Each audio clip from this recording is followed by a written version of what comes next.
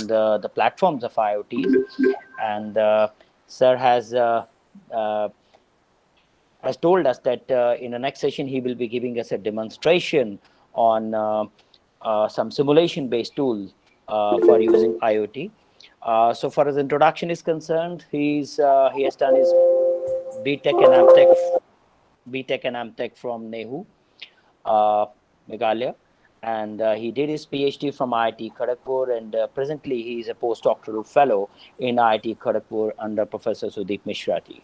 So, sir will be giving a demonstration on Contiki COSA simulator, which is used for simulation, and where we will be learning about that how we can create a mode type and how we can create a new mode type and how we can start simulations with IoT devices using the COSA Contiki simulation. So this is going to be a simulation, practical session for all of us, and we will be learning that how we can use the simulating device for our research. Thank you very much, sir. Thank you very much, sir, for your kind acceptance for this talk on simulator, because we will be really it will be really helpful to all of us to understand that how we can work with IoT devices and with the simulation tools together. So that will be really good for all of us being the researchers. So thank you, sir. Please go ahead, sir. Please go ahead. Yeah, thank you very much, sir, for inviting for this demonstration class also. So I will do my best to properly demonstrate the things that I learned also during my things. And also I think especially in case of IoT, there are very less simulation environments we have to test a complete IoT environment if we talk about. So I think COSA is one of the simulator which I found to be very suitable and very specific to IoT scenarios, considering resource constraint device and other networking natures. So like whatever we discussed yesterday, also many protocols like before that, like can you please clear, sir, whether my voice and screen is visible? Yes, sir, visible, sir, and you are very much audible to all of us. Okay, sure, sir. Thank you, sir. So yeah, so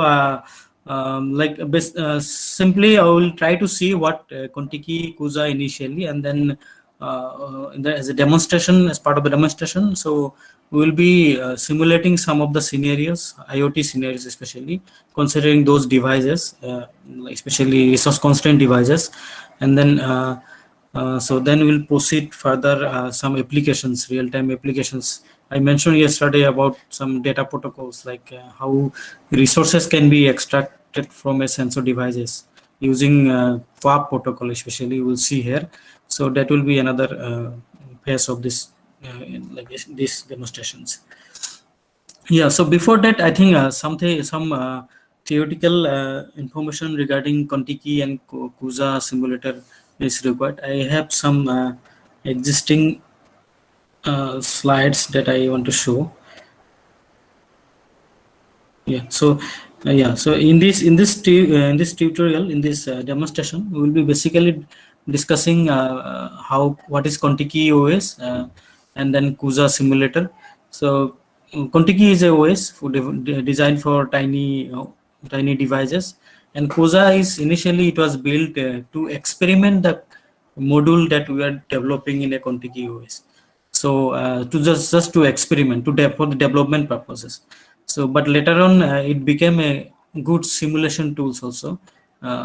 So that can be used for IoT simulation. So the advantage of COSA is that this particular tool can be used like whatever the develop module you're developing, we are basically the same firmware can be used for the real devices also, and the same firmware can be used for simulation. As I said, it was initially designed for development purposes only, testing purposes.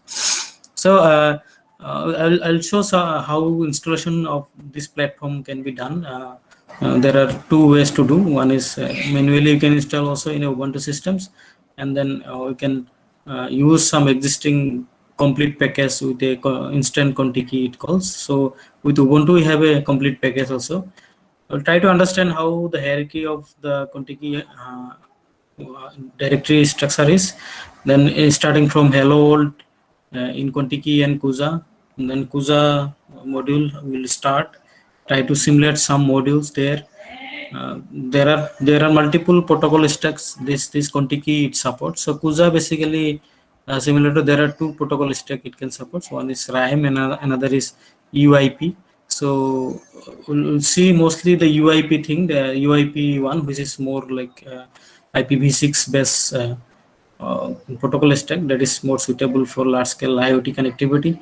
Then we'll be mostly like simulating IPv6 network. So we'll see UDP, RPL, collect. Yeah, so here also like some important protocols like RPL, and that is for routing for low power, low C networks.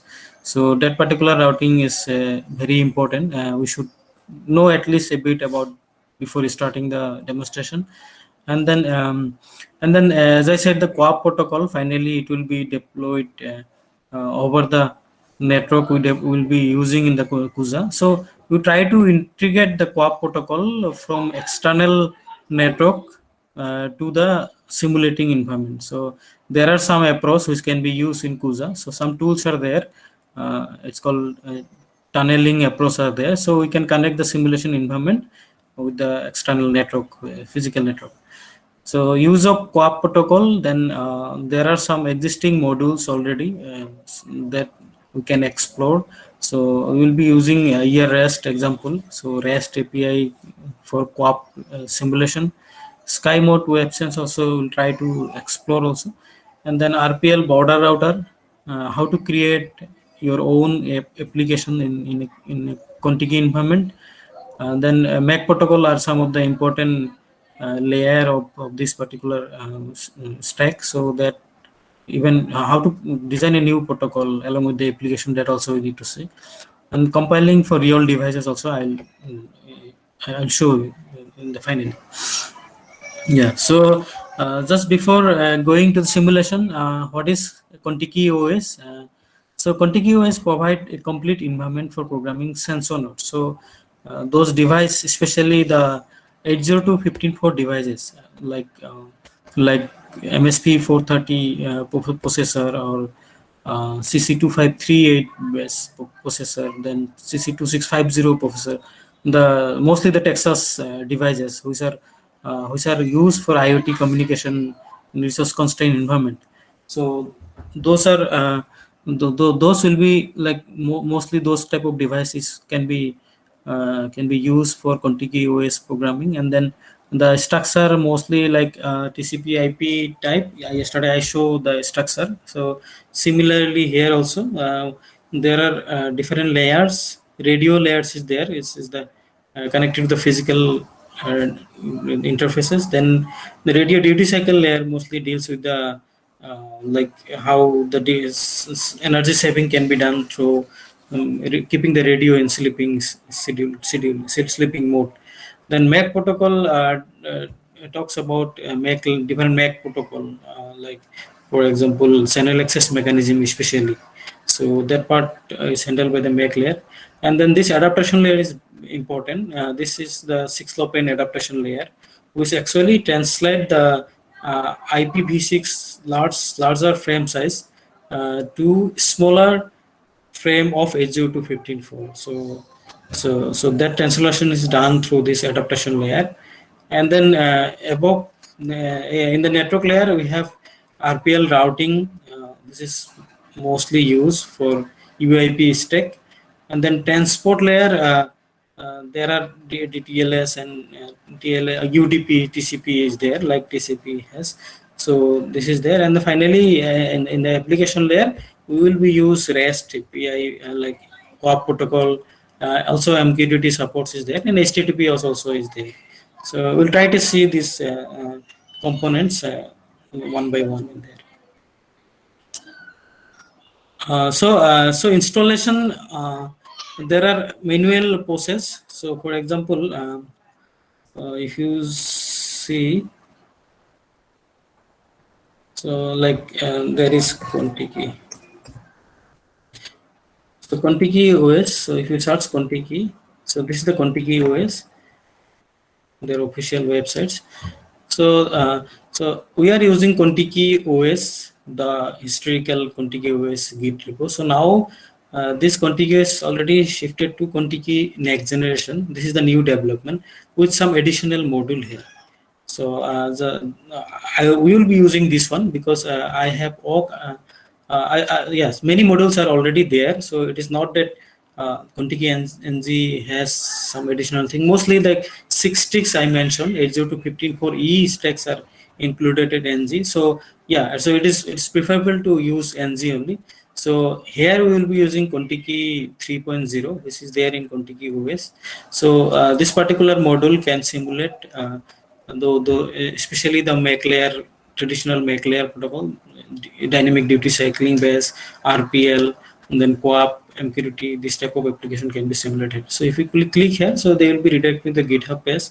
So here the documentation and the source codes are available here. So you can clone the codes from here, and mm, so you can directly clone to a, so yeah, so this is a Ubuntu system here again. So any Linux system you can use also, but most preferably you can use Ubuntu. So Ubuntu has available libraries to easily install all the packages.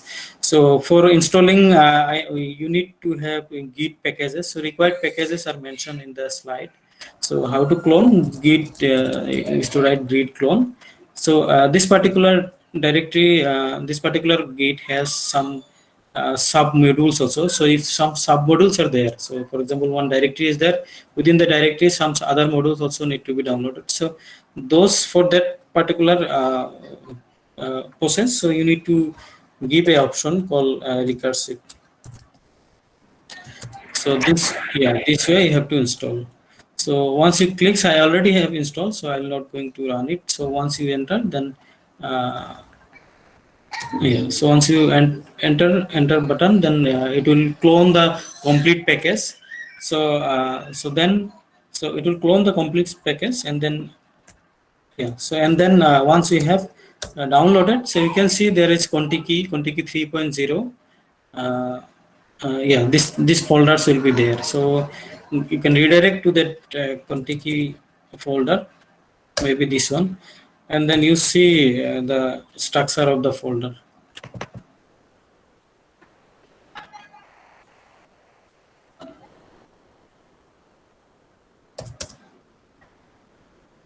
Okay, so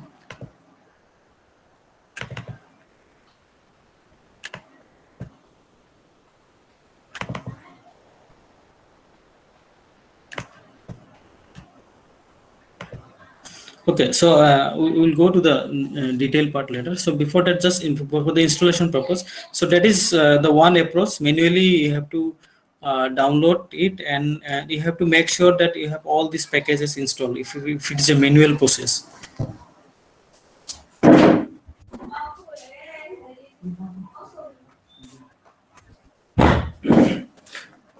So yeah, so this is the manual process. So these are the packages required.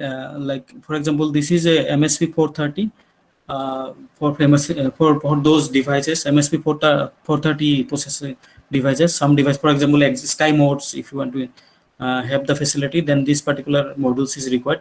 So these are basically the additional module required for GCC compiler to compile the code specifically to support in those devices.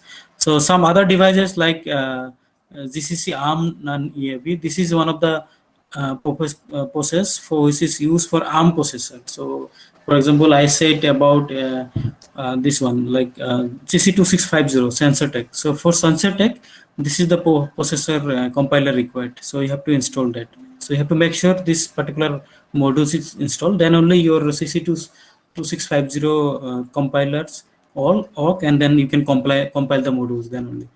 And then the CUSA that I mentioned, that CUSA is developed using Java. That is the interface. So it basically an interface which provide the simulation environment, and then ultimately it talks over the GCC compilers. So but for CUSA this is important. So OpenJDK 8 and later version you can use, and this is a tool and tool to run Java jar file. So this is also required, and some other parameters also required, libraries also required for manual installation. But I am using here the automatic installation. So there is a Contiki instant Contiki option, instant Contiki. Yeah, so instant Contiki is there, so you can found it in SourceForge.net. So here is the instant Contiki. So this particular package is a complete package, including the Ubuntu 14.04. So here it is the one. So by default, if you download it, it will come with Contiki 2.7 here, 7.zip file. But I prefer you download this one, instant Contiki 3.0. So instant Contiki 3.0. So this is preferably you can use. So I am using this one also. So size of 2.2 GB. So once it is downloaded, you have to install a virtual system. So you can use VMware Player or VMware Workstation, or maybe VirtualBox also. So if you use VirtualBox, then you have to create as a new VirtualBox there, and then you have to browse the VMX file as like a IOC file, you like you do generally for installing a IOC file. But here you can just simply go and open uh, that particular VMX file, because inside this zip file you already the VMX file is available. So yeah, so this is the thing. So there are two ways you can install uh, the approach. So I'm using the next option, the second option, that I'm using the instant Contiki. So by default, instant Contiki use password, user, and then the user ID also, that user itself. So user and user. So they're the one. So manually, let us try to see the architecture of the module. So this is the Contiki 3.0. This you will be using. So there are different directory structure you can see. So this is the app module. So different application related modules. The support for the backend codes are modules are available here. For example, we want to install a co-op module, so here co-op is there, and then other application like FTP, MQTT. So these are the different applications. So required the implemented code are here, and then this is the core of the Contiki OS. So inside the core, yeah, so inside here, mostly the operating systems related modules are there, whose interfaces the Contiki OS with the core operating system. So core modules are here. CPU processor related codes are available here. So drivers, these are the driver. You can see drivers also, and the device related codes are here. Documentation you can find. The platforms talk about, like if you want to install the USBs or other platform supports, so those are available here. Many tools related to, for example, CUSA is a tools. So MSP for simulation also, those tools are available here.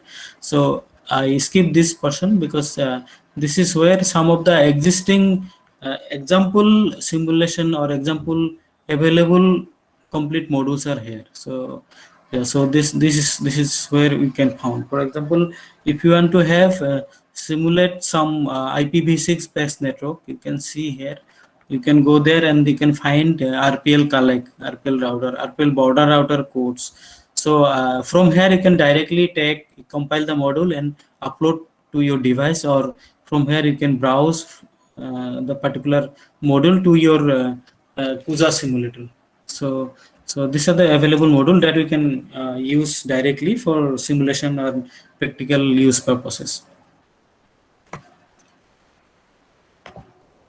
Okay. So coming next,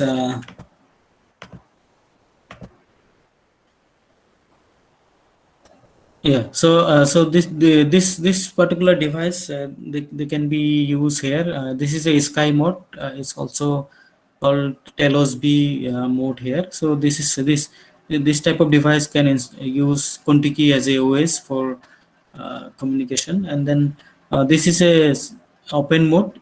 It uses CC2538, so that can be used. Also like sensor tech, CC2650. So for example, for sensor tech, this is the CC26XX, so 2650. So in this family you can see CC26XX web demo. So this particular folder has many applications. For example, one we can see this co-op server is there, and then HTTP is simple server is there also, and co-op client. So why co-op is server here? Because we are installing this module to a uh, device. So basically the device will install this device will work as a server here. So it will host their sensor resources there. So that is why for co-op only servers are there, and then this is also servers for HTTP.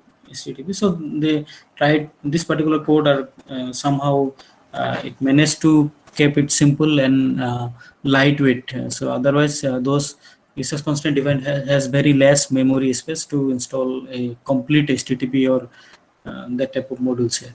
So even in case of client, as I showed yesterday about the architecture of a MQTT, so we basically have a broker and then MQTT client is together. So this the device where we are installing this code, it will be a client itself, and then somewhere in our PC we can keep the broker. So this client will publish the sensor values, or it can subscribe also. So those values will be further will be subscribed by another client, maybe our we are as a client from cloud or from S locations. Yeah. So for this particular example, so you can configure different layers, so that those are mentioned here. So project configuration. So you can, this is a project, so you can configure your project.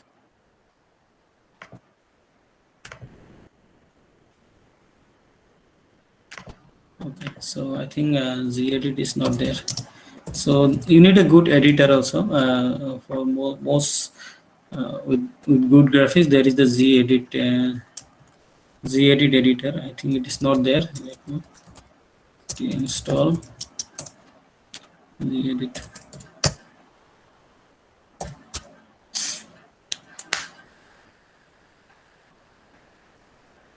So there are many editors available for Ubuntu. You can use VI, you can use Nano. So those are mostly non-graphical. This Gedit is one of the graphical interface. As the graphical interface, so you can use this one. Okay, now if I open Gedit, already Gedit selected. Let us open it. So here the configuration, you can see the gateway that they're using the RDC as a Contiki Mac driver. So existing Mac protocols mostly in Contiki are XMac is one of them. Then Contiki Mac is another one who is so they target this Mac protocol. The main target is to how the dynamic sleep scheduling can be maintained with better reliable traffic channel access. So Contiki is the one of the protocol which improves the energy saving through scheduling the nodes. Then this is the PAN ID, ABCD is the one. So the border gateway router, it should use this ID like we use SSID for Wi-Fi. Similarly here also this channel number 25 and 26 are used. So this here it is using 25. So many options are here. So especially in case of assigning the MAC protocol, MAC layer also. So we can add some other options available also. I will show some other MAC file where project configuration file where all other information is also available. Okay. So coming to the next.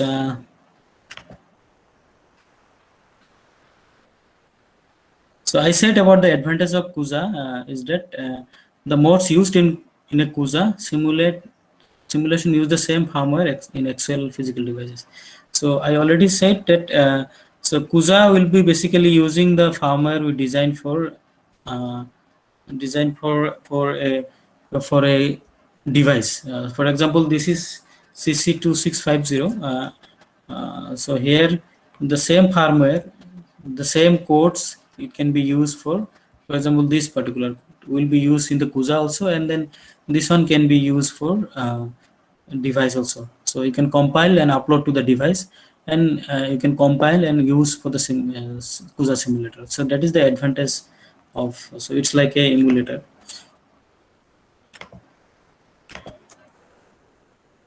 So basic simulation we will do hello world, RPL unicast we will try, UDP client server, and RPL.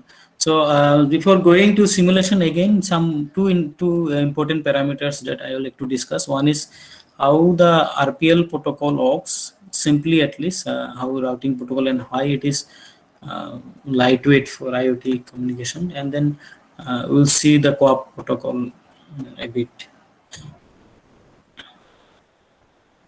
So so I said 6LoWPAN, which is the adaptation layer. So ultimately, even the networking whole network is called 6LoWPAN also because of this key features it has. So when I say 6LoWPAN network, it means it is using a 802.15 for IPv6, mostly RPL based routing, and then above also some lightweight application protocol like co-op MQTT is there. So it is commonly known as 6LoWPAN networking. So it is the 6LoWPAN which enables to construct such networks. So in summary, 6LoWPAN mainly use mesh architecture because of its internet networking support and the mesh RPL routing support. And then so RPL will be discussing later. So address formation 128 28-bit address by prefix of FE80 it uses. So header compression, the main purpose is compressing the header because the header 128 byte is high. In this case, some informations are compressed and some are reduced, removed in the while using in this particular environment, config environment. So most importantly, I like to discuss about RPL routing protocol. So there are so basically IETF developed this IETF role working group has developed this routing protocol. Uh, so so it is a routing protocol based on a distance vector approach concept. The most important concept is it follows directed acyclic graph. So you know, like where it's like a spinning tree, or where cycle is not formed there. So that type of approach is used. Some components like it has a root, no outgoing edge is there in the root, and then destination oriented DAC. So all the nodes they are basically uh, sent towards the single destination. So this other nodes will be forwarding the traffic towards the destination. So there are two type of direction of the edge. One can be upwards to the root and away from the root. So only to the destination. So that is how it is destination oriented. And then objective functions minimize energy latency, and there another important parameter is the rank. So rank basically decides where a particular node is. For example, if rank is 1 here, it means it is just one hop below the root node, and then rank 2 means it is further in the next level. So a particular node it finds its parent node through his rank value. If it finds itself to be found to be rank 2, it means it parents is rank 1. So there are many there are the things. This is how the later the traffic forwarding works. So it considers rank 1, the nodes having rank 1 as the parent node. So an RPL instance, there can be multiple similar type of data Dodec topology form later. So each of the such topology is called RPL instance. So yeah, so this is same in reachability goal connected to the database, and then this not much important. Some of the packet and some of the control information, this is that is important to know. So DODAC information objects. So DIO. So one new node has come. So this is the message which is sent by the uh, old node to confirm that that new node can join. So basically, so any new node is there, so it initially broadcasts a DIS message that is called DODAC information solicitations. So that message is once reached to a nearest node, so that node will send a DIO message. And then so you can see here, for example, there is a whole node already connected to the main network, root network. Then if new nodes has come, so initially it sent a DIS message, then in the reply it will be sending a DIO message, and then again a DAO message, a destination advertisement object is sent, which is generally sent from side node to the parent or root node. Can I join you as a child or something like this? So that is the information it sends. And then there is a DAO acknowledgement. So if yes, it can say yes. Otherwise, it say you cannot. Negative acknowledgement it sends. So complete formation you can see here. This is initially, this is the DAO message sent by the root node, and then the DIO message, and then DAO message it will send, and then DAO acknowledgement it is received, through which they'll get the rank value, and then once the rank is there, then the further maybe multi-hop caches, so they will be joining to a nearest relay node, and this relay will assign the rank node, which is added based on his rank value. And then once the network DODAC formation is done, so then traffic forwarding is done easily. So mainly the routing parameter it uses ETX, expected transmission count, to see the link quality in RPL. Okay, so this must I hope sufficient. So I suggest go through the detail of RPL routing. So we are not going to discuss more details on this. So let us try to start the simulation now.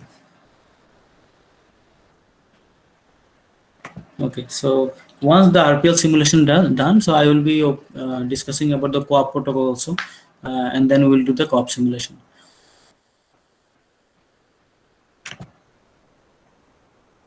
Okay, so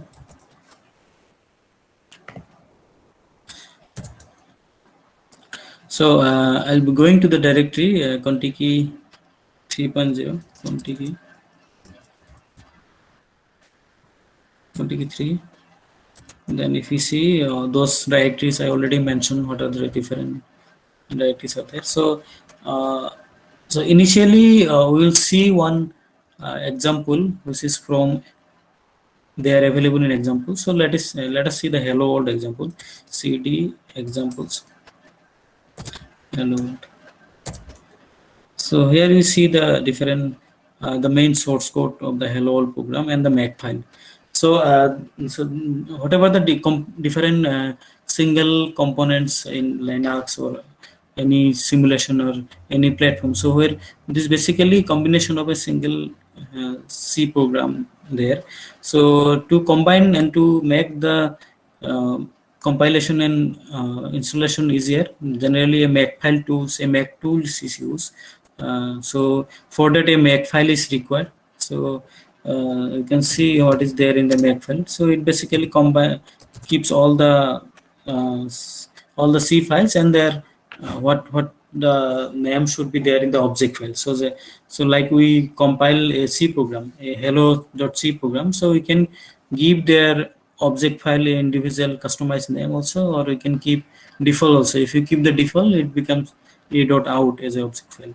So if you see the make file here, so the name of the project hello world, this is the directory they're talking about, Contiki project, and then then contiguous, then makefile includes. So this is if this particular line include these codes and then to the main makefile. So there is another makefile finally where it will be added. So what else there in the C file? Gedit hello. Let's see. So some one structure they follow. Some of the common functions that required to keep here is you have to keep this header, and if you have any printf statement you have to keep this one also. So process hello world, this is the initial statement that always need to keep in a initial function that need to keep in your if you write a new program here. So and then auto start process, so whenever you start then it will start automatically, and then this is the component where this is the function where the complete concept of your application will be there. So here basically a printf message is printing by the device. So yeah, so once it is done, how to compile? Simply make. So if you do simply make also it will combine, but as per your device structure you can change it also. For example, if you want to make target, so there is a command called target. So target equal to if it is sky modes, then you can give sky. So it will compile based on the sky device architecture. And if it is like, for example, this for this Linux system I will be compiling, then you can just write native. So let us say what it's generates. So this is the object file it is generated. So which is mentioned there in the make file. So so now generally how we write how will run a object file. Just we write hello world native. Yeah. So so by default this is the protocol stacks of, so this is a networking device code. So complete protocol stack it follows. So finally it displayed the hello world. So simply displaying the hello world.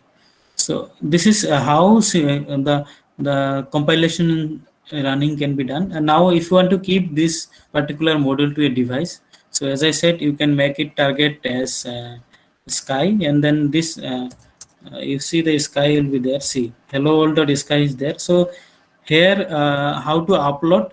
So you have to basically insert a device, maybe sky mode or Telos B device, through the USB interface, and then make the hello world the object file. Okay, so sudo make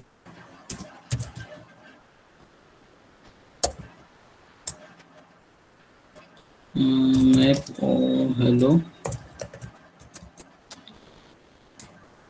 So for this sudo is required.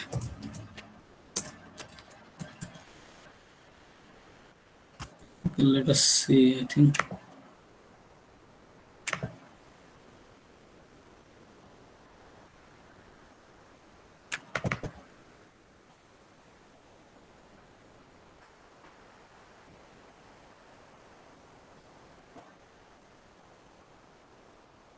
so. Simply we need to make that object file dot upload. Make some permission program, maybe sudo csmod sx.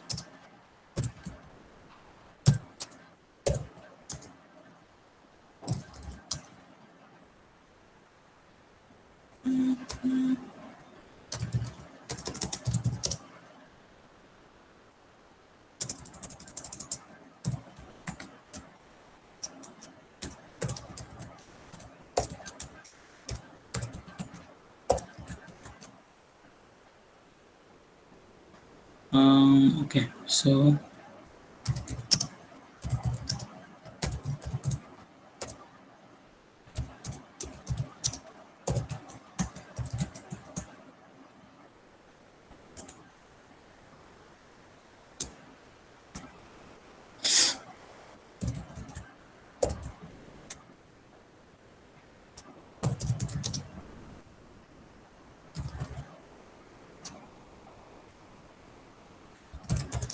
So I hope the commands for changing permission of a file, all you know, Sky. Then make target Sky. Hello.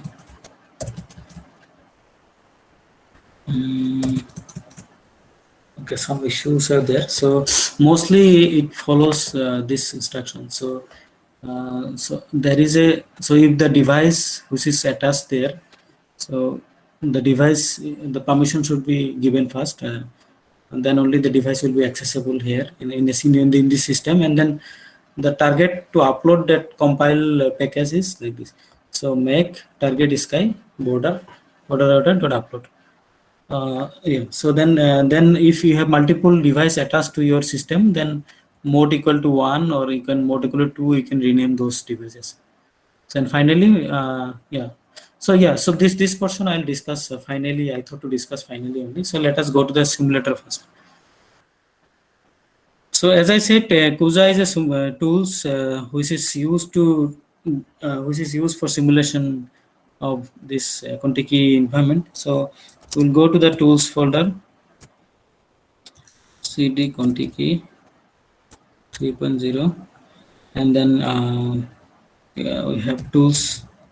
Then Kusa is one of the tools. So end is used to run the Kusa software. So Kusa and run. If you write and run, then Kusa's file will be running.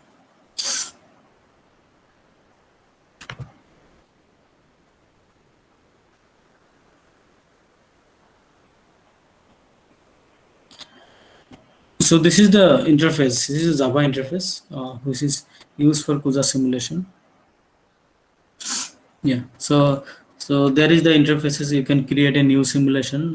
Once the simulation is created, you can reload the simulation, and then here it will be visible only when you have started the you have created a new simulation.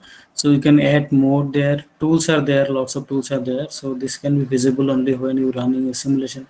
So external tools, path, Kusa extension, many other options are available. So let us try to create the first application. Maybe hello world. So you see some of the options. This is the radio medium where distance loss is there with increasing distance. Constant loss is there. Then directed graph radio medium. So many options are there. So this is the radio medium also need to be considered as per our requirement. And then mode start delay. This much delay. This is in millisecond. So 1 second is required to start the delay, and random seeds. So starting there will be some seed interface should be there, otherwise there might be collisions. So remove this. So they are keeping the seeds value. So we create this hello simulation. So we see multiple interfaces has arrived. One is the network interface where basically the network we can see with the modes, different modes. So it's, in IoT, even wireless sensor node simulation. So this particular device, the complete device is called mode.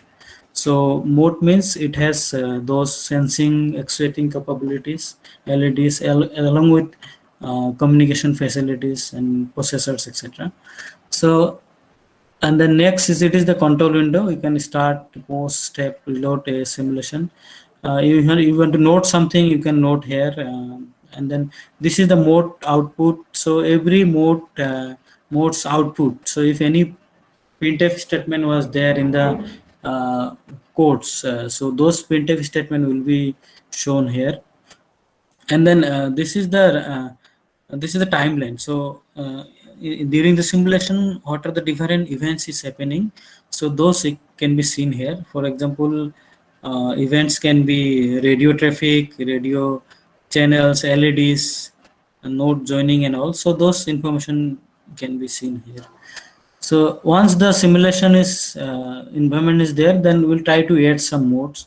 So add modes, we try to create some modes. Mostly sky mode modules are mostly available here. So even Z mode is also there. So these are the different modes and the related codes available in Contiki platform. So all of them are mostly use those protocol stacks. As I said, one is UIP and as RIME protocol stacks. So commonly used device is the Sky mode. I will be adding one Sky mode device with the name, the description is Sky 1, and then we will browse the farmer. So where is the farmer? Generally I said the examples. In the examples, for example, hello world is there. So where is the hello world? Hello world is there. So we'll try to browse these particular codes from Kuza. So we'll browse, go to the next examples and see the hello world. So hello world dot c. Let us browse it. So if anything is there, let us clean all, then compile. Some error is to show, but those you should continue till if any uh, if the, it continues running, compiling things. So finally you can see the object file. As I said, it was sky mode. So finally hello world.sky was coming. So create. So how many nodes you want to create of same type? So maybe some 20 nodes. So and then positioning, you can mention random positioning, linear positioning. So random positioning we will be using. Also you can mention exactly where it should be positions. So let us add the 20 devices. So here in network window you can see the devices. Now we cannot identify which device has the name or IP address and all. We'll try to give the information, like for example mode IDs. Now you can see the mode IDs, mode 1, mode 2, 3, like this till 20 numbers of modes are available here. And then some, maybe some other information. We want to see the IP address. Till now there is no IP address assigned, so we cannot see the IP address. But LEDs, they has LED, three LEDs are there, so those we can see. And then radio traffic are important, which also when it runs, so then we can see the radio traffics communicating among them, that also can be seen. Position of those device, so but it's making more complex. Let us just not need now. And then background grid, if you want to see like this grid, you can see here. Mode type, color, if some different type of modes are there, then color will be changed. And then radio informant. So if you click here, its coverage you can see. So I'll just zoom out. Yeah, so you can see once you click here, this is the actual coverage range without any issues here, any interference here. But this is the maximum coverage, but within this there is the chance of interference. So you click anywhere, it will be there. So here the signal strength is best signal strength, so here the communication will be better here, but in this region there can be interference. So let us just simply start the simulation. So we have started the simulation. So all nodes, see all the IDs, whatever the informations were supposed to print it is there. So here it is using RIME stack. For example, talking about node 8 first, node number 8. Go to first. Node ID 8, where address is this, then MAC protocol, null MAC, CSMA, CA, Contiki MAC. These are the protocol it is using, link local, and then finally the process started. That process I showed there, and then it displayed hello. Similarly for all the devices, they're supposed to do the same task.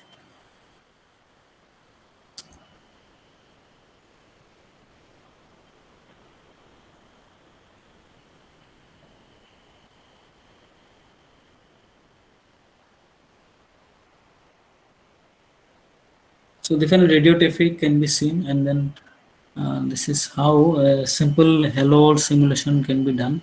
So now here not much traffic we generated for communication. There is nothing any information exchange is doing, only the radio traffic. They try to create a network here. If for example, so it is not also 6LAN. So here it is using RIME stack. So we'll try to simulate a 6LAN.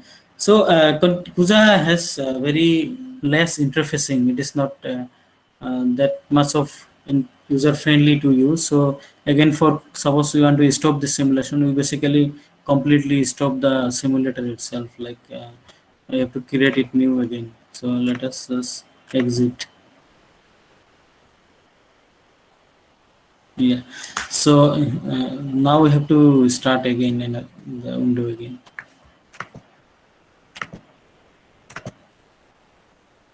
And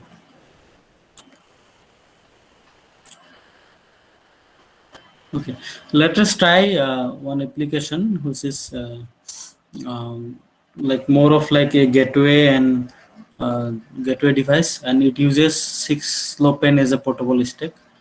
So we'll create one application,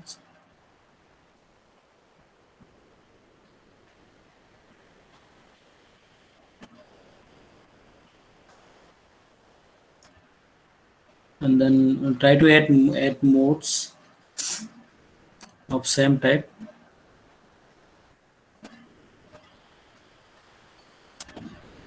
Here I want to create a gateway node first. So as a gateway, you can use border router for gateway, for especially if you are using a 6LoWPAN stack RPL based uh, schemes. So you have to have a border router, RPL border router. So how a RPL border router, you can see here also, it's called 6LBR. 6LBR.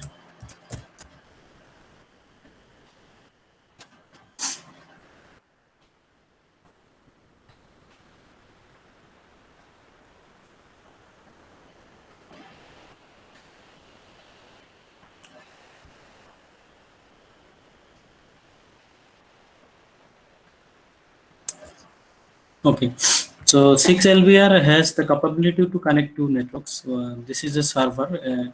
Along with the interfacing module, there is also a configuration page. We can configure the nodes, these networks, nodes, and these networks also.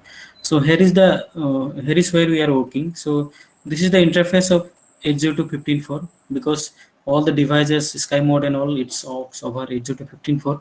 So we need a 802.15.4 radio to connect with this deployed network. So we are currently deploying a gateway node, 6LBR gateway node here, and then some other nodes which are the RPL nodes. This finally will forward the data to here. On if it is extraction, it will take the data from the gateway. Then the 6LBR connects the other interface, that may be Ethernet, and which is connected to the IP network. Finally, this is helpful to connect to our IoT Internet of Things. So it basically hosts a server with IPv6 address. In both sides, it give a network. This side also and this side also. So if we have the 6LBR server, then we can through IPv6 you can simply connect from a real host to this node. So we have done some practical thing also, considering Telos B. So here we deployed these particular devices. We configure the 6LBR, and then from a remote PC we could dynamically access the in terms of ping application or maybe co-op application, we could access this. So this is the 6LBR architecture you can explore. So initially I will be taking one 6LBR RPL border router for gateway support. So all the IPv6 6LoWPAN protocols, some of the IPv6 based 6LoWPAN protocols are kept inside IPv6. So we'll go to IPv6 and then RPL border router. So what is the main code? Border router.c. So let us browse it, compile it, and create. So we need only one gateway node. So one gateway node is required, and add. So it is added. Okay. So now some more devices which are not the gateway. Gateway we have created, but we need some other devices now of same type, but maybe some other type of device. Now let us try to simulate the RPL collect, like all the sensor devices will be there. Sensor a sensor network, typical sensor network using RPL and border router. So for sensor, RPL collect is there. So RPL collect. So when I say RPL collect, there will be one seeing and another sender. So seeing is the okay. So here, if you use RPL border router, then seeing and sender will be seeing should be the gateway. So but I am using the border router. So let us simply use some other modules maybe. Okay, let us use a WebSync module, Sky WebSync suppose. So it has the HTTP support, so we can access these nodes through a HTTP through web browser also. So Sky WebSync compile,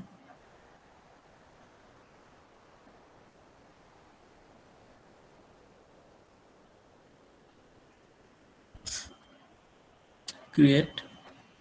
Let us keep 5 nodes. Add.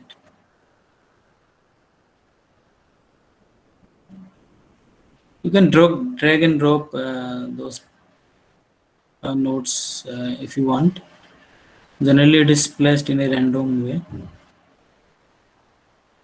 Now we want to see the IDs of the nodes. So initially assign the ID 1 is the first that we use, that is the RPL border router.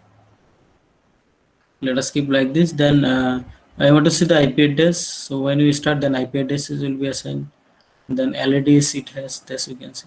Then position not required, grids may be good option. Then mode type. So here you see the two different colors. So because we are using two different modes, one is the border router and others are the WebSync modules, web protocols, and then PDM's ground. Okay, so so if we start, let us start.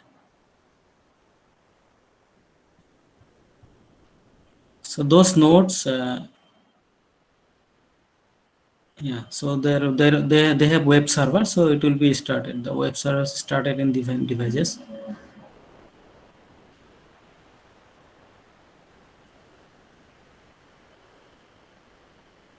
Now, suppose we like to access from a external network from our the Windows terminal, different terminal. I'm using another terminal maybe.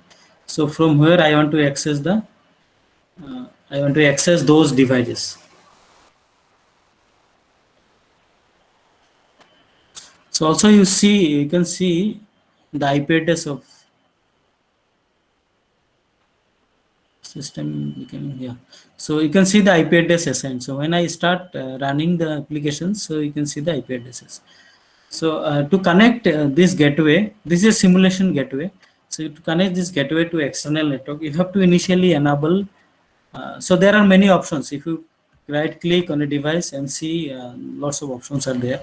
So one of the options that I like to use is if you click here, more tools for Sky mode. So for Sky 1. So here is a socket option is there, serial socket. So serial socket servers. So if you can use this tool to connect to the external network, so you have to enable this first. So then only the packet will go from simulation network to the external network. So can you start it? This is basically a UDP socket. So once it is started, so it is now open for connecting from the external network. So the border gateway, border RPL border router. So to run that border router, we have to use RPL border router from here also. So how to run a RPL border router here in external system? Let's go to the CD config 3.0, then examples IPv6 RPL border router. Unless you can see the border router.sky is there. So to simply use that, we can use the tunneling module. There is a tools called called tun sleep. So sleep router is there that is used to give to run the border router. So when you run this border router, so that network will be connected. So what network I talked about? This network. This particular network will be connected to the border router.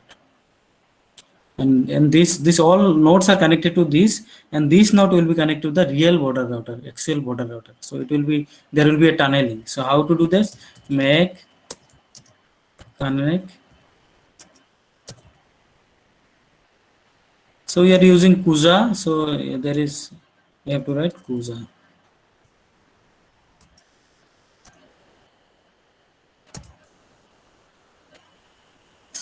Yeah. So you can see this is it. So here you can see.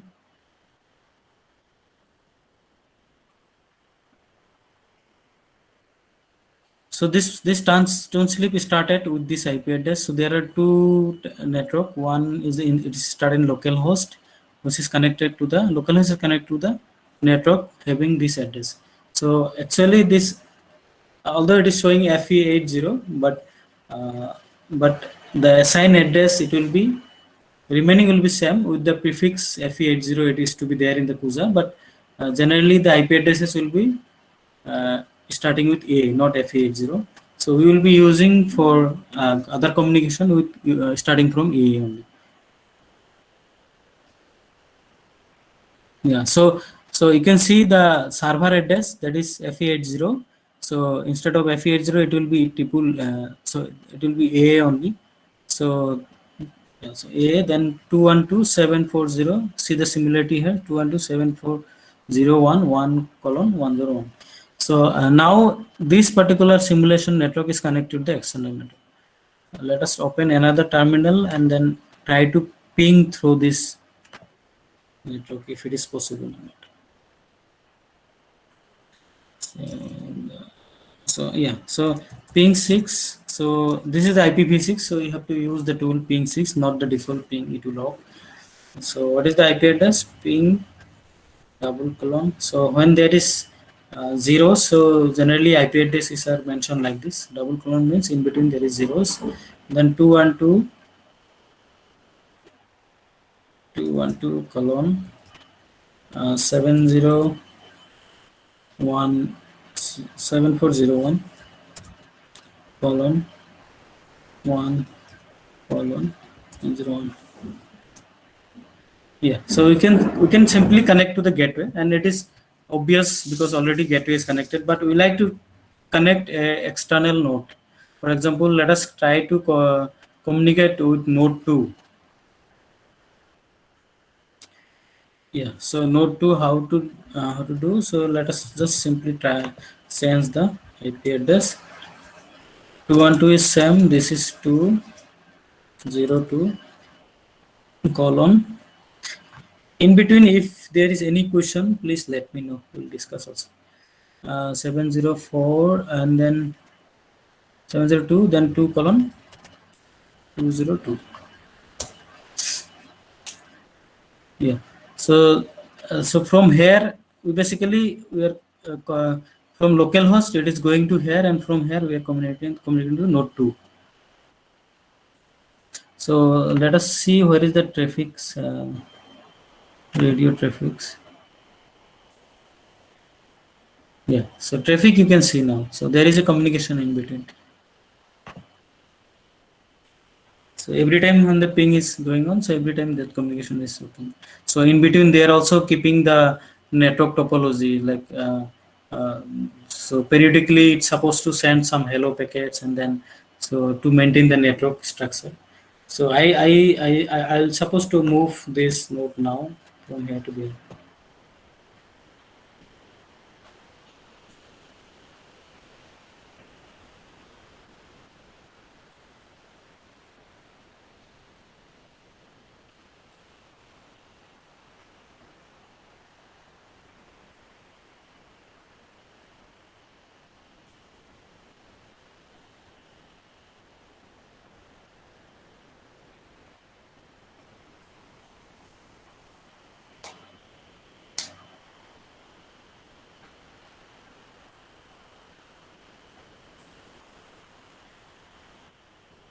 So it's working only when it's coming to its coverage. So I suppose it should identify through this, through node 5.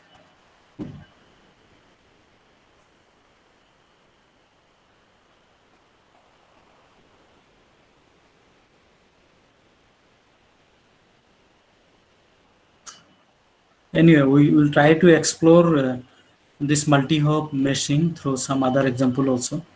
So here might be some issues, only working in a single hop here. So once we have the IP address of this particular IPv6 address of this, so as I said, WebSync has enabled HTTP server also. So can we extract the resources through HTTP? So let us simply use as a URL the IPv6 URL.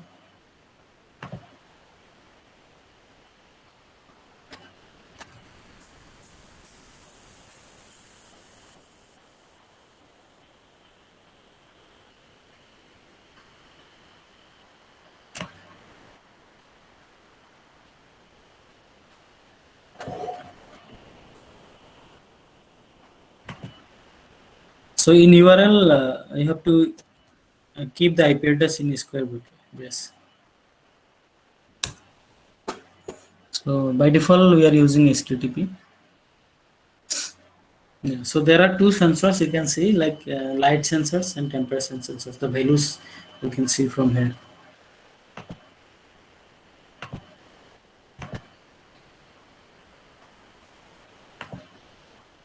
So through HTTP protocol, those WebSync modules, WebSync device can be accessed, and when we extract, we can see light sensors and this. I think some more.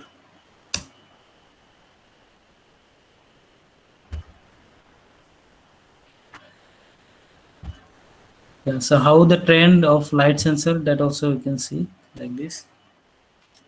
Another is the temperature, maybe T.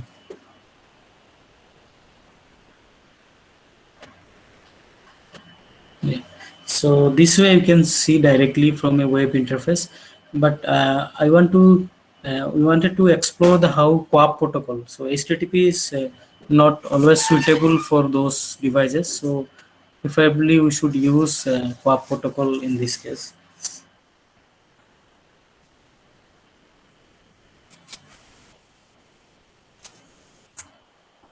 Okay. So is there any LEDs that we can switch off?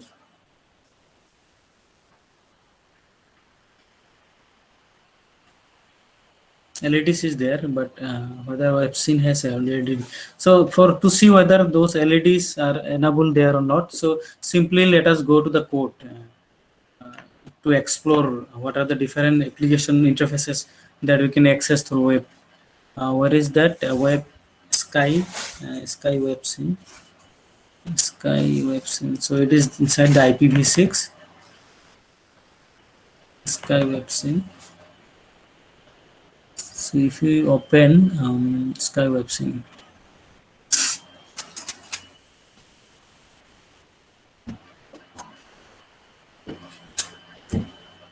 Like I said, it is started with the same formation. Then this is the process begin.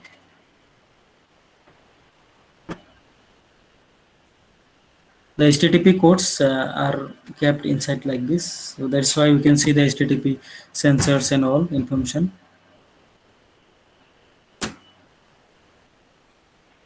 Yeah, so current reading it's showing here, and then if we keep 0, yeah, so 0 and 1 are used to control the LEDs. So simply what you will do, let us open there in this one.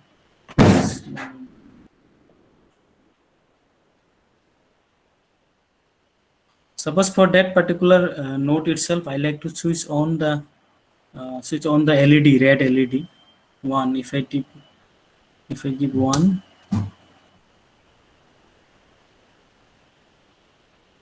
yeah, so you can see the red LED is on now.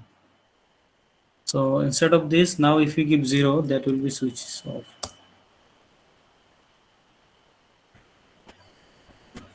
Yeah, so turn off the LED. So this is how the application works, the WebSync application. So this WebSync model is not mesh enabled. It is not supporting the multi-hop features. So and then the next we'll try to explore another another application where QoP is there. But before that, we'll try to understand how a QoP protocol works. So I'll stop these things. Simulation will start again.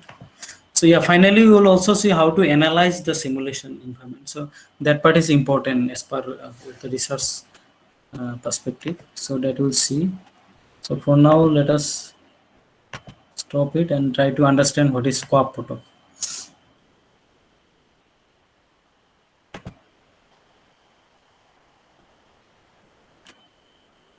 Okay.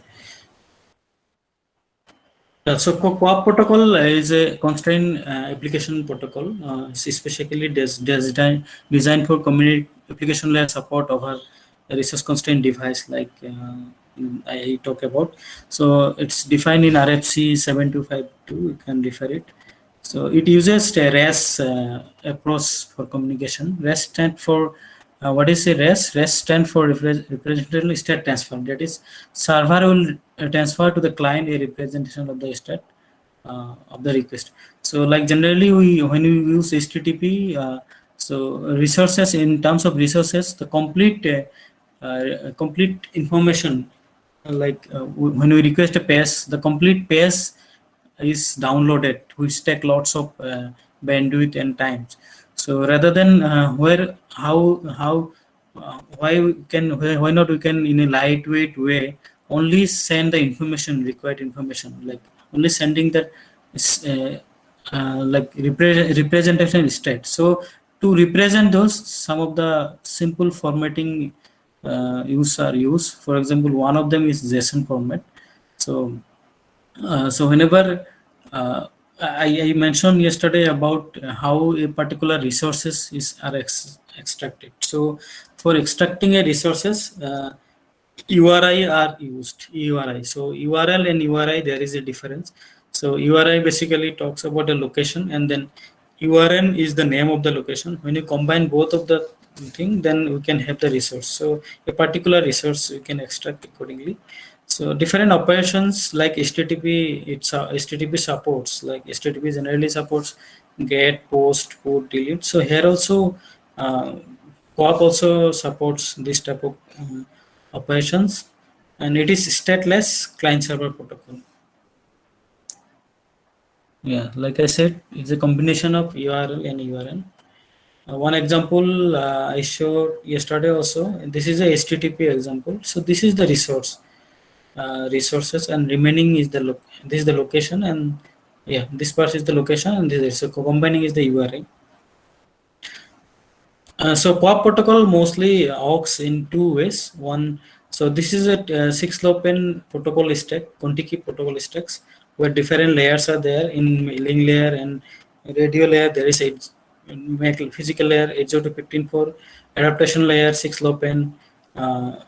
This is the network layer itself, and RPL also, and then transport layer UDP. Above UDP, there is a QoP protocol and different sensor resources. This is a sensor board. Now this is a sensor device. Now we want to use it for IoT from the internet.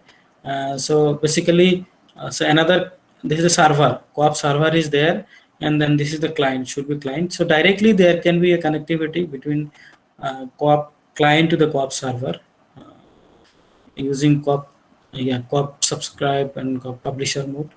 Not so that way. And then another approach is there can be another proxy. Till the proxy, there can be client can use HTTP, and from proxy can translate the HTTP to a QoP packet. MQTT, one of the popular protocol, which is alternatively used for QoP, and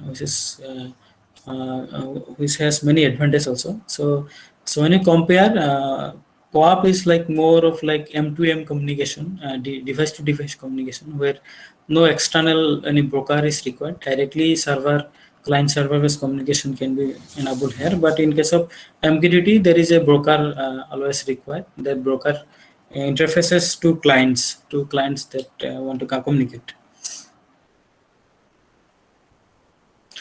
So it's more similar with the HTTP, but QoP is very much lightweight as compared to the HTTP. So there are some evolution of HTTP. HTTP 1 was there, then HTTP 1.1. So here basically in 1.0 the TCP sync message to be there for every request and reply, but in 1.1 there were single TCP sync for multiple request reply.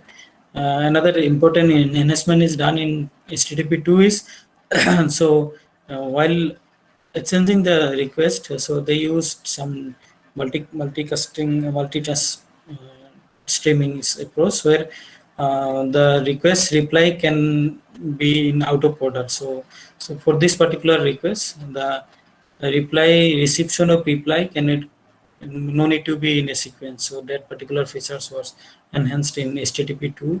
And then instead of all of this, QoP simply send the request and reply mechanism without any handshaking required here. So it uses some piggybacking process. So request reply itself carries the other information, control informations.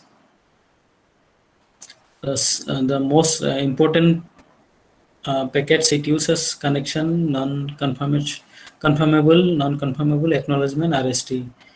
So a ID is used for every connective connection establishment. So that ID is used for throughout the session. So when initialize a connection, the ID was given of hash value of this, and then yeah. So for resource access, a connection once connection is done, then get pressure. So get command is given. So I will use that command also here.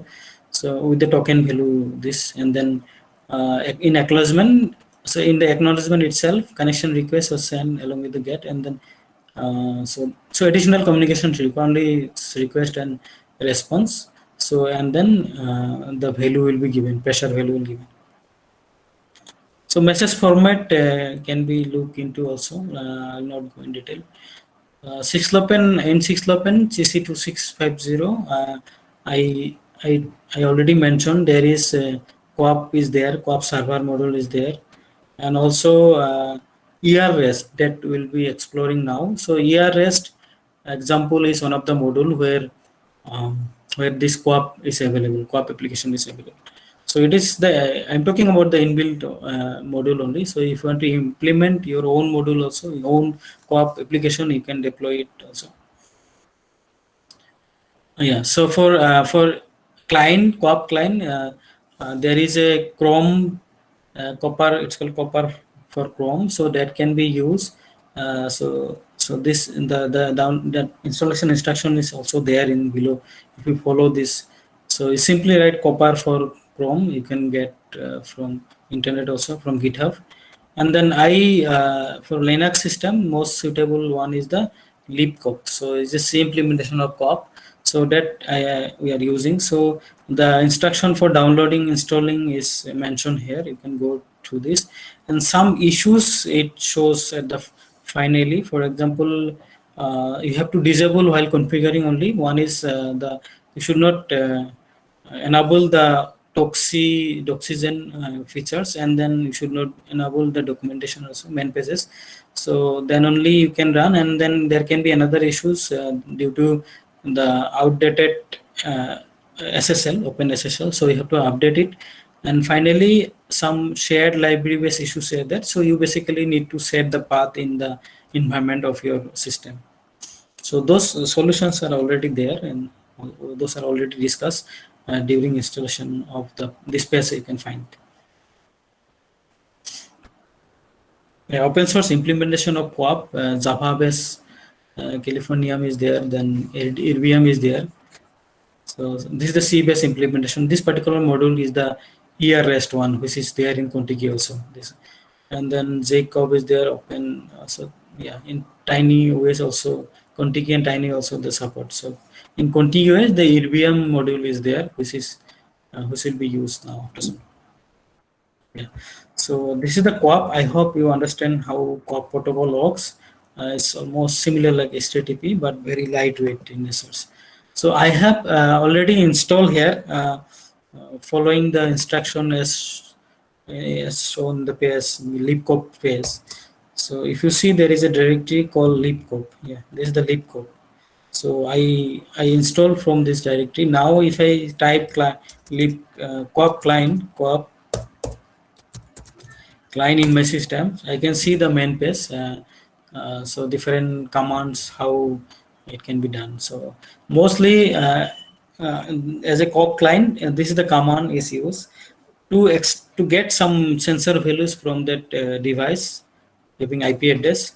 So you have to put the IP address in between, and then to get the value, you put we write get, and if you want to post or put, so instead of get, you can post or put to give command to the device. So command in the sense, suppose you want to switch on off a particular sensor actuator. So actuator in Contiki, it may be a LED. So let us try to explore this. So we'll start the simulator again. Where it is? See the window. Start now.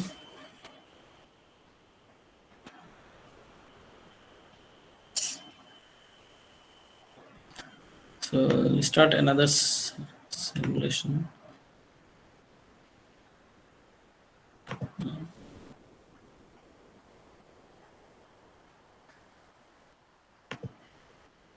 There will be two type of nodes. One is the 6L1, the similar one. The border router will be one.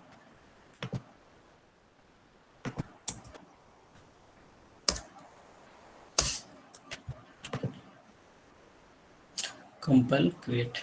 So only one router is required. So we are keeping it here. And the remaining things you can enable. Mode ID, address is required. LEDs we want to see. Traffic we want to see. Position grid is not required, and the environment. If I click, you can see the environment. Now let us add the client end devices. Sky mode.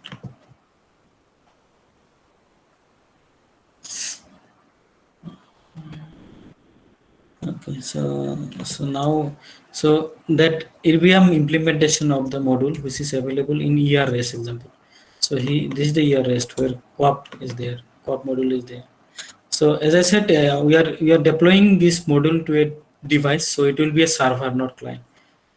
So you want to you want to use the device as client, so that is also possible. Now suppose you want to uh, keep another device which is client and this is server, so that is also possible. That time we have to use a client, but we want to extract from external network from for IoT implementation, then we will be using this one as a server, so that it can host the resources it has available in terms of sensors, etc.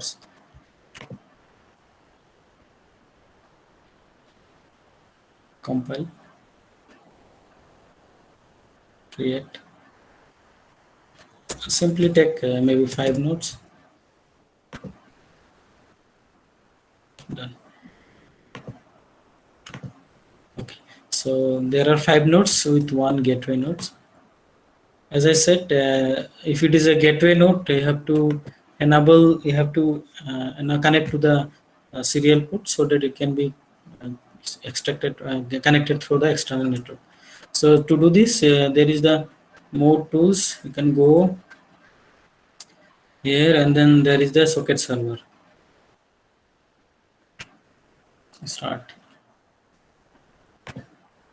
Started now.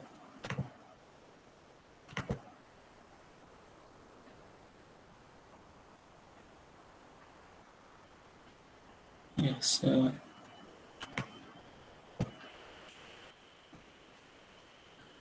So let us start the simulation.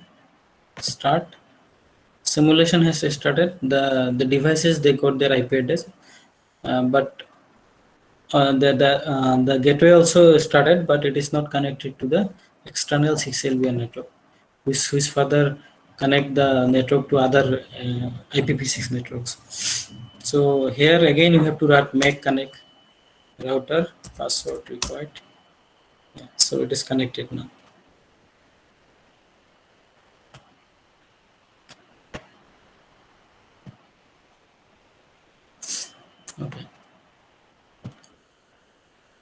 Just simply to access the device, how to whether connectivity is okay or not. Let's see on a terminal.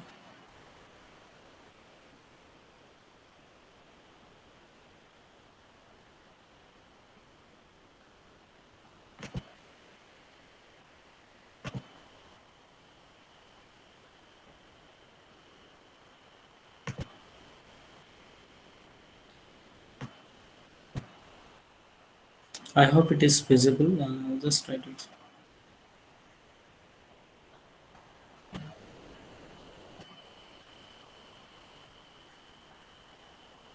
Okay, so I'll try to ping first. Ping 6. Ping 6. I should just. Okay.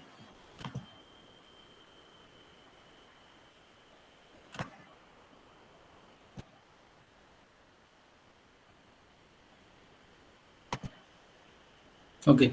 Ping 6. Then IP address will be a colon the not the gateway, but we'll try to ping node 6. Node 6. So 212 colon 7406 colon 6 colon 606.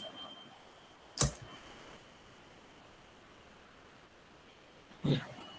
We can see ping directly additional line 1 we can see. So that is basically the connectivity is going on. So latency also we can see.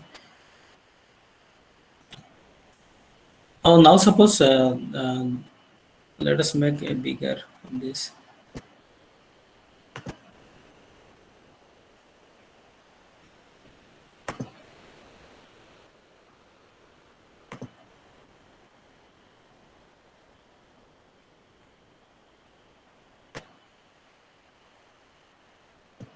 Yeah. So while we are pinging the node here, so if I increase the distance from here to there,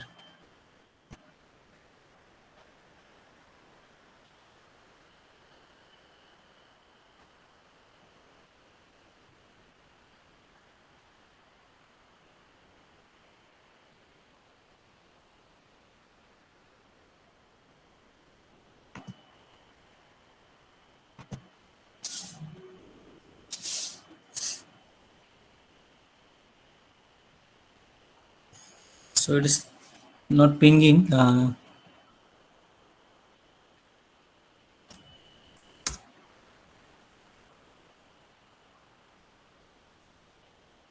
Yeah. So finally, the node is identified. So there are some process in the RPL. Now, hopefully, there will be some communication.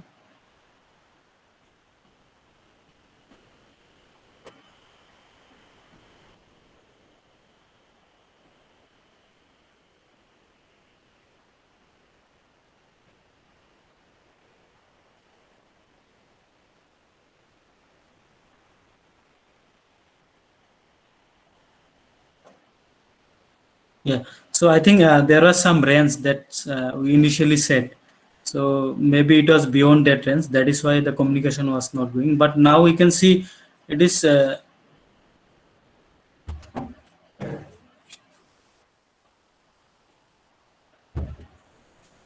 What is the coverage of this?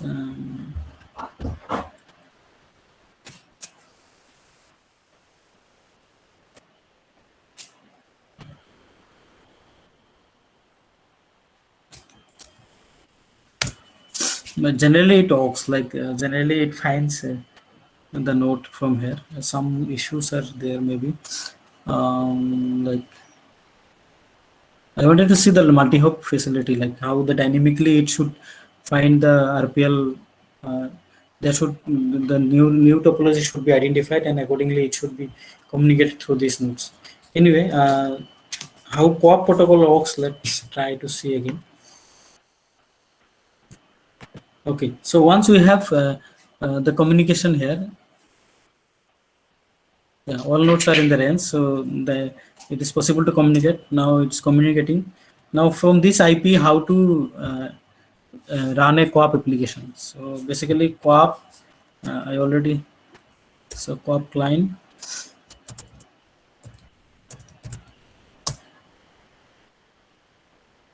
co-op client. So let us use this statement.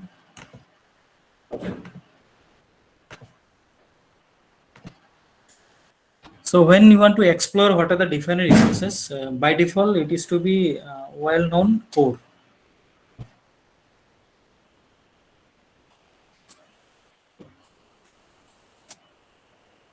Well-known core. It means I want to see the different resources available in the devices. So here you will write the IP address. IP address is triple A colon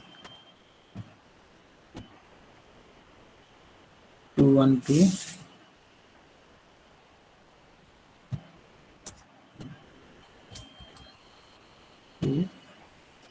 colon 7406 colon 6 colon 606. So if you run it, you can see the different resources it has. So that particular device has the resource one simply for test hello. This is one of the resource.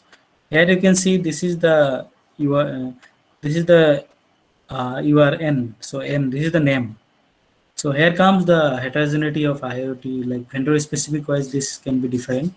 So that problem is there, and then test push is one of the testing for testing one, but this is the toggle. So for the actuators LED, so LED toggle can be done through these resources.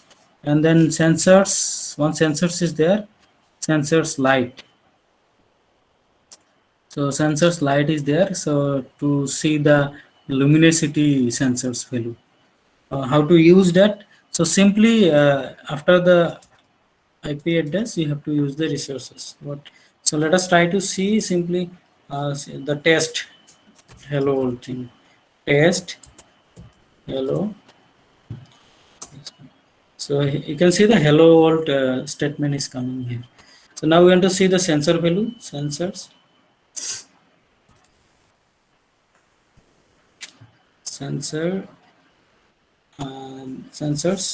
slash light. Yeah, so this is the luminosity value of that node it is getting. And then now let us switch on of the LED.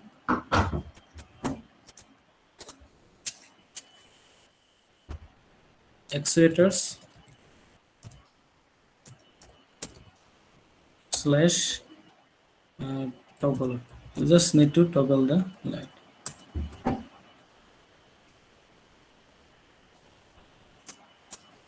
Actuators slash.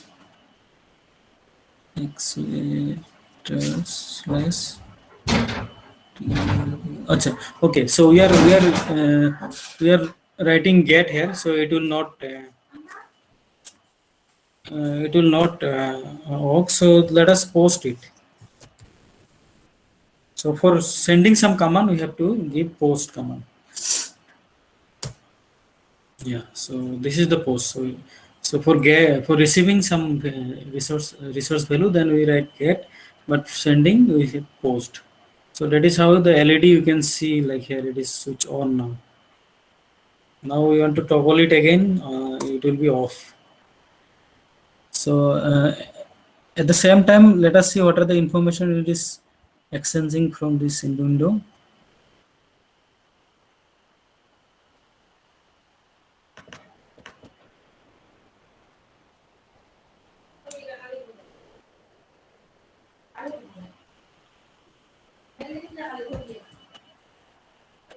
So different nodes, that particular node especially, node 6 if you see, node ID 6, so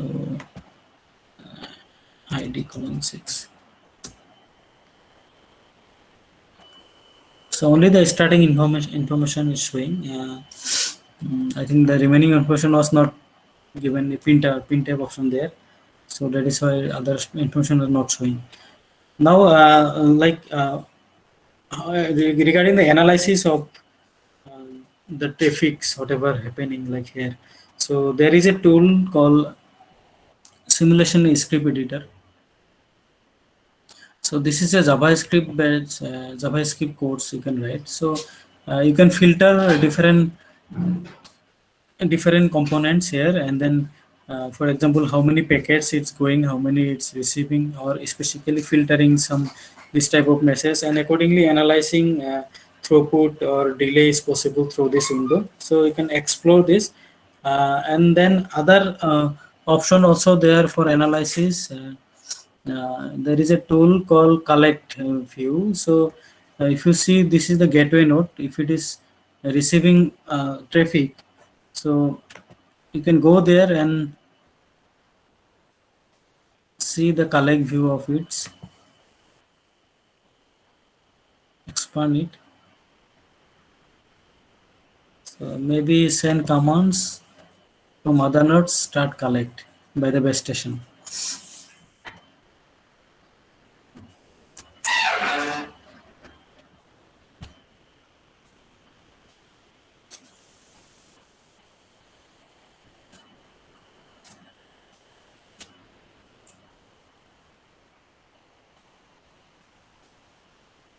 So once, so here the all values were node wise, every all values will be available. So those values can be further used for analysis, but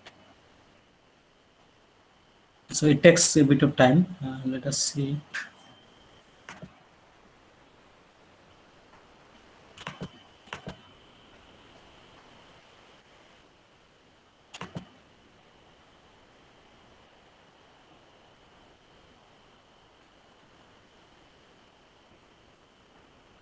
Okay, we have to send some data also from here.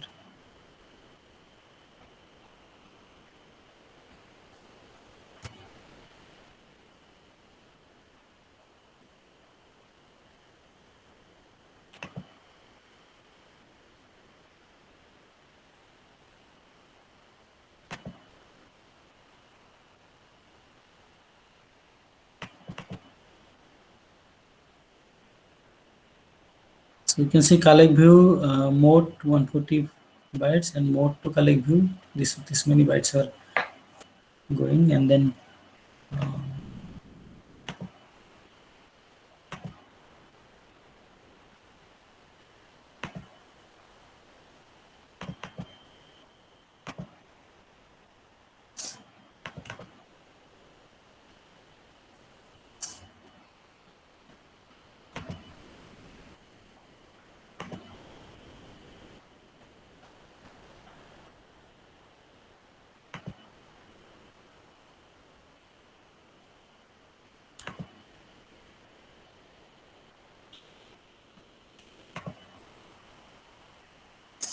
okay, some issues are there.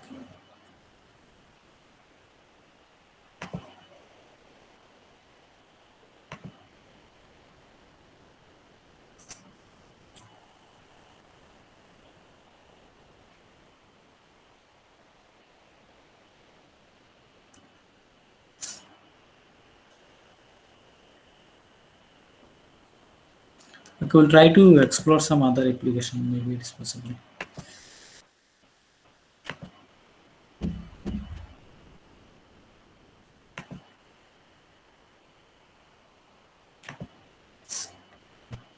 System become very slow because of this VMware.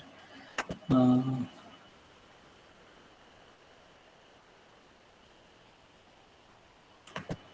so that collect view is to see like how the traffics are collected to the root node, and then accordingly the traffic receive and send. So that is a tool that can be used in the analysis, we use in analysis purposes. So maybe some other, hopefully some other application it will work. Let us try to see this one. File new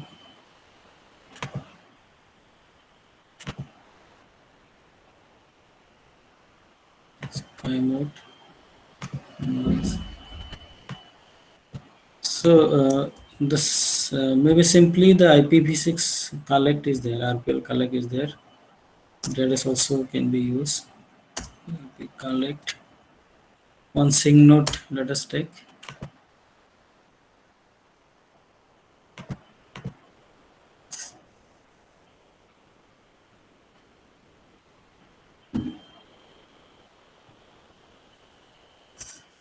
Create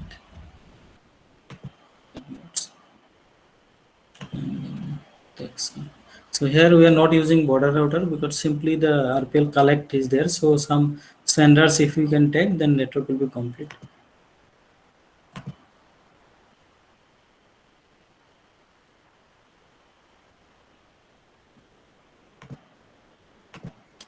So clean, better to clean and complain. If some issues are there, previous in the previous compilation, so then better to clean.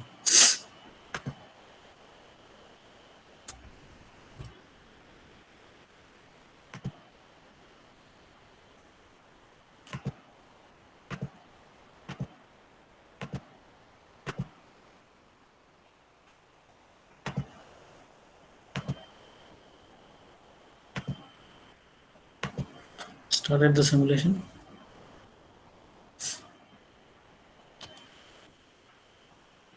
So initially the RPL the pre-processing is going on where there will be some message for like DIO message, then DAO message will be actions finally to have a Dodak topology for further routing. So this is the root node.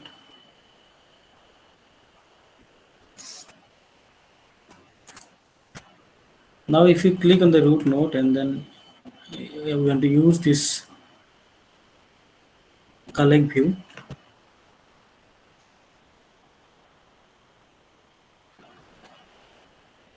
If it is already started, then maybe you can send some with some interval, and then from the root it can be collected.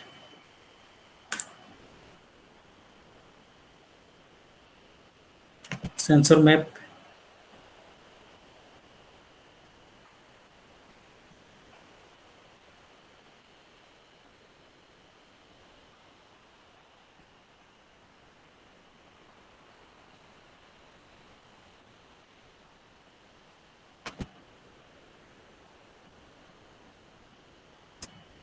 So nodes, different nodes are there, and then their temperature value. What is the temperature it is showing?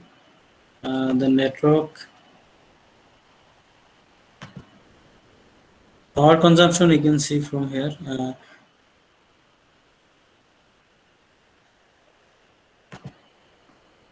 Yeah, so all information related to uh, transmission power, CPU power, beacon interface.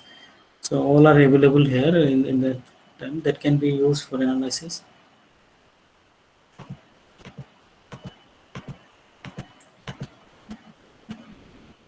Yeah, so this tool not only for like RPL collect, it should work for other also where if you want to have you want to send some traffic from the other nodes to that particular sync node or maybe some root node gateway. It also works for there.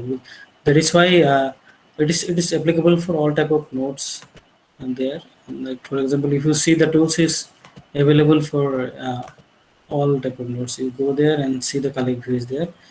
So with this, let us try to see some of the options here. So you can change the transmission range and all options are there. More information,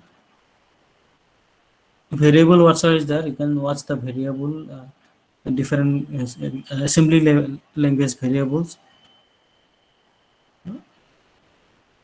Information related to the this node is there. There also you can explore tools. There is another thing.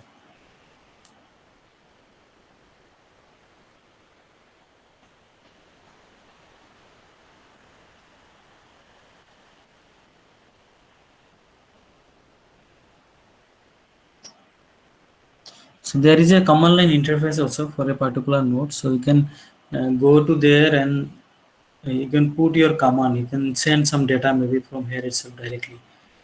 So that is option also possible.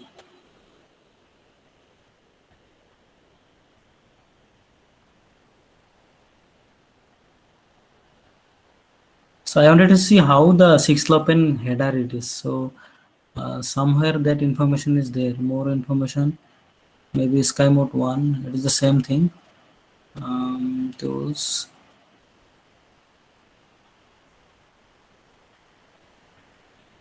Radio message. Yeah, so this is the radio message. So if you click a particular message, you can see the protocol stacks it has. The data packet, data format it has, packet data and cross level packet data. So, okay, yeah, see the analyzer and then 6LoWPAN analyzer. So for 6LoWPAN analyzer, there if you click, there you see 802.15.4 and then IPv6. So once you see the 802.15.4 and IPv6, it means this is a 6LoWPAN stack. So they are using the 6LoWPAN UIP stacks here.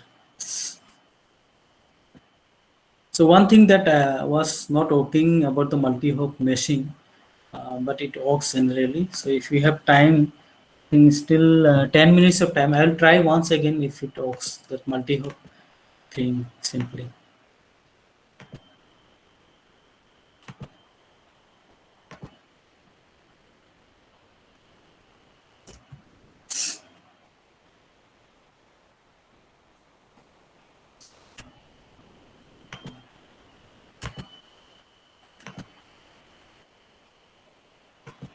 Notes.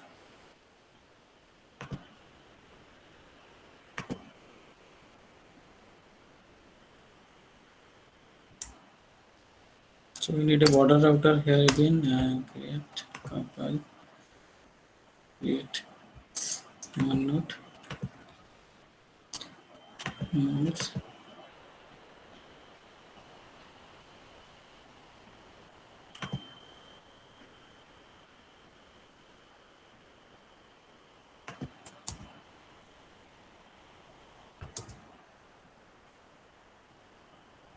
Let's take ERS itself, ERS server. It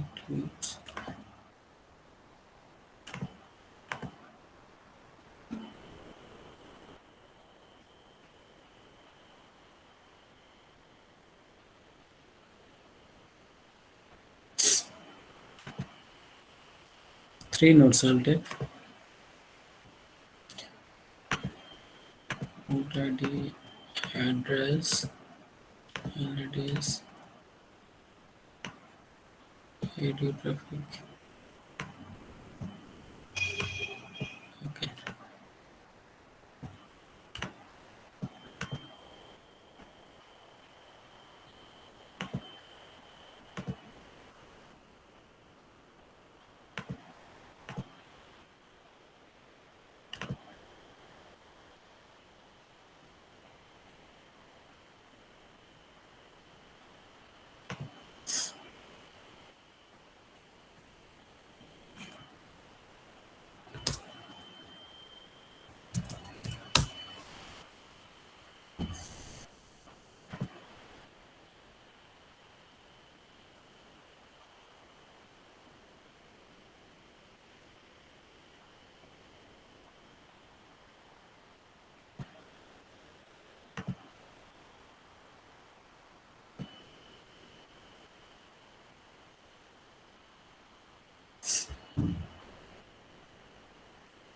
Okay, we'll try to ping. So if you see here the radio environment, okay, this is the environment. So it covering all the devices. So let's ping one of the device 7402 node 2 colon 2 colon 202.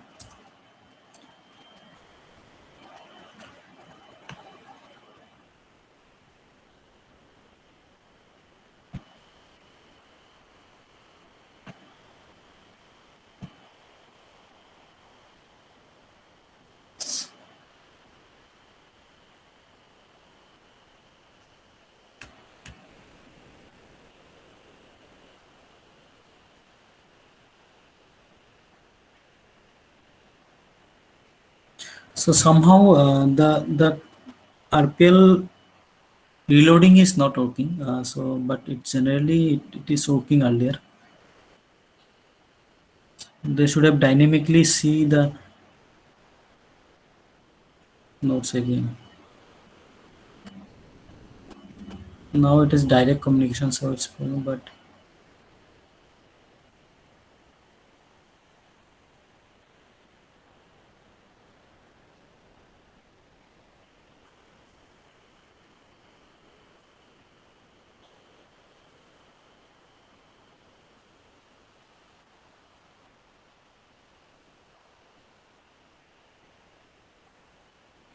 okay. So like this particular problem, somewhere maybe some technical.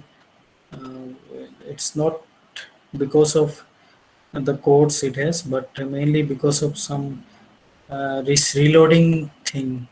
It's not working here, or maybe it will take lots of time. So anyway, I think we have very less time. So this part I will explore. If any information I get, I'll share with you.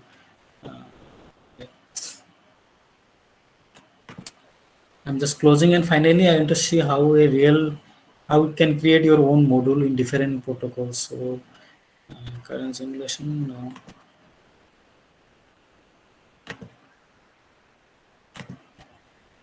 Yeah. So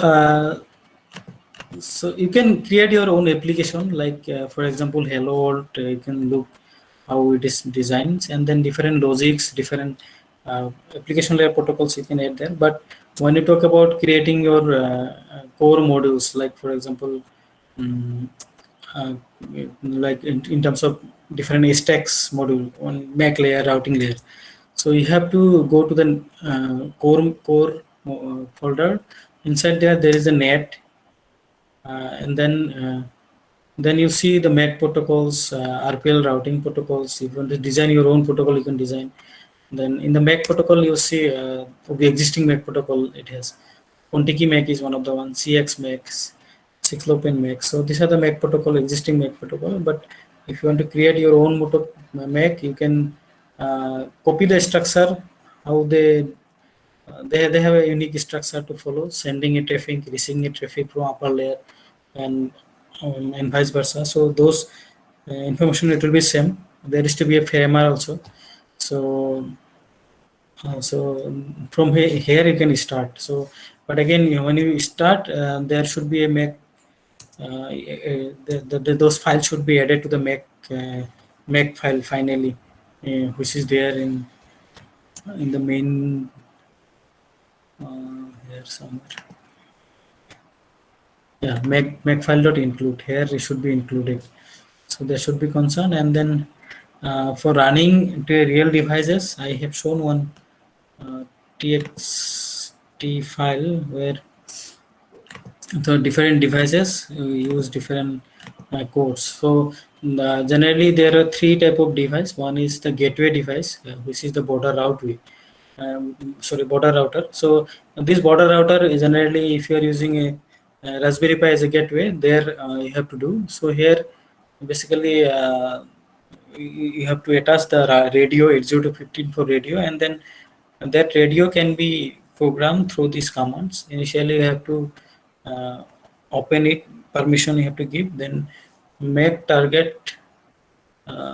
target. So you have to compile it, make target sky like this. Then that can be uploaded with this command, and then finally if you run this one, then particular mode which is name is one.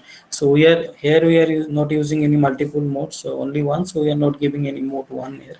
So you have to give like this. And then in actuator end or sensor end, you have to create another module, maybe here example REST.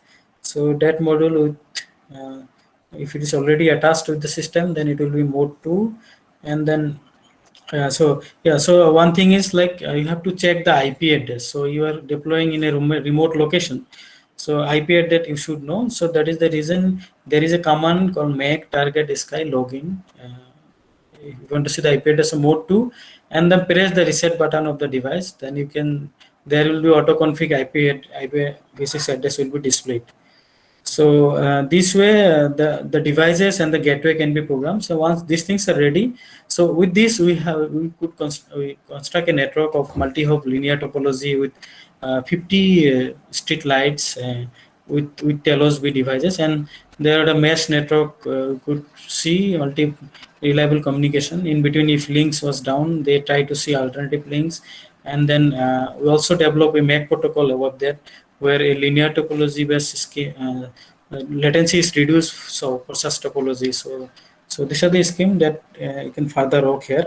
So Contiki is a very suitable platform to not only useful for real deployment, but also due to the CUSA, it's simulation wise also it shows, and the results are more like specific to the real time test bed results. So I hope I could at least give you the idea to start with in this simulator. And if anything else, any questions, please let me know. Still, I'll be maybe I can guide you later. So nice, so nice. What a it's a great presentation, sir. You have really demonstrated in a detailed fashion that how we can go for installation, then how we can use this network simulator for many real-time things, and how we can test the various protocol, and even we can create our own protocols as well on the simulator. And one thing you quoted in the last, that the simulation, although it's a simulation, not the real time, what the results of the real time and the simulations are almostly similar. Mhm. So that's why this platform is preferable for those who Correct. cannot go for a real time. That's wonderful, sir. I would like to request to the participants, if they do have any questions, please go ahead and raise your hand. Sir is with us. Although it was a very lengthy session, but it was a very interesting one. Please raise your hands. Thank you, sir.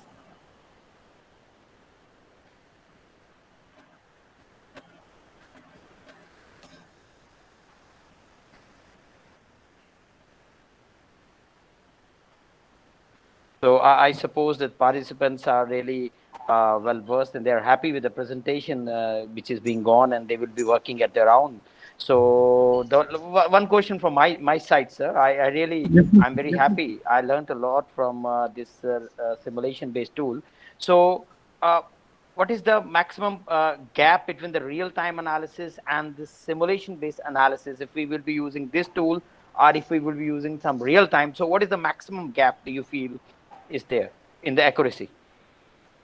So there are gaps. So practically we work on this environment. For example, like when you talk about real-time deployments, or some of the things are communication is very difficult to establish. So we have been we don't know actually, sir, what some of the problems we could not identify itself. So in practically when you do, so sometimes maybe due to the reliability of the systems, or maybe the some maybe line of sight issues and all. So there are some challenges in practically if you do something. Rather in simulations, are I think mostly, for example, today's issue that I found, it's somehow maybe due to the like some reloading is not going every time in the CUSA. So this is the simulator issue something. So challenges we found in practically deployment things mostly. So there are many challenges we found, but yeah, so it takes time there. So you could identify the problem one by one, and finally you could do. And but here I think it is not much problem we can get. Yes, definitely, sir. Many issues which we can come across with the real time analysis. It Right. resolves so many issues in a just single Exactly. room. You can sit over and you can really do your research. That's wonderful, sir. Wonderful. And I think there is no question from the participants. So thank you very much, sir. From my side, it's a really a great